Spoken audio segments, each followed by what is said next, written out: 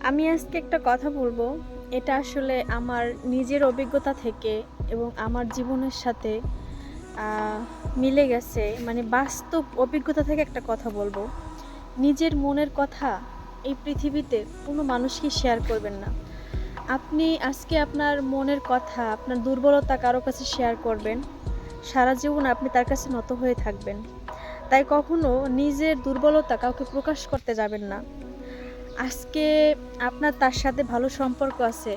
কাল যে তার সাথে ভালো সম্পর্ক থাকবে, এটার তো কোনো মানে নেই।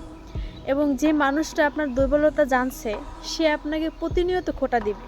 প্রতিনিয়ত আপনাকে মানসিক কষ্ট দেবে। কিছু হলেই আপনাকে সেই দুর্বলতা নিয়ে আঘাত করবে। এটাই হচ্ছে মানুষ আরকি।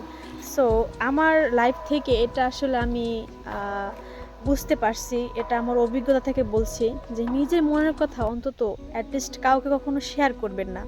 করলে সারা জীবন আপনি তার কাছে ছোট হয়ে থাকবেন।